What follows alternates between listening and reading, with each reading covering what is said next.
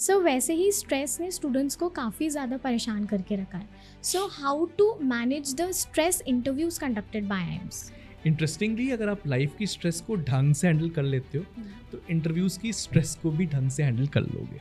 You need to be a resilient come backer, या मैं सही वर्ड अगर यूज़ नहीं कर रहा हूँ तो मुझे ये कहना चाहिए कि you should take a pause whenever stress is there. Life में किसके पास स्ट्रेस नहीं है? तुम्हारी लाइफ में भी बहुत सारा स्ट्रेस होगा, I am quite sure. Every day इतनी हसल है, बहुत सारे असाइनमेंट्स तुमको भी देने पड़ते होंगे ना, एवरीथिंग. सो यूजुअली इंडिविजुअल जिसकी भी लाइफ में स्ट्रेस आता है, और अगर एक डेफिनेट पॉज लेकर बस अपनी गोल की तरफ आगे बढ़ने की कोशिश करता है, वो जीतता है.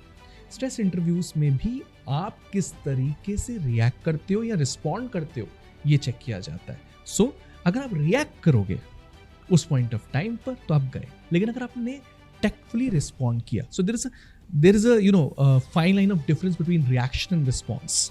रिएक्शन मीन्स तुरंत आपने एक चीज आई और उसके ऊपर आंसर कर दिया. रिस्पॉन्स मीन्स थोड़ा सा पॉज लेकर लॉजिकली सोच कर कामली उसका answer in a better way दिया.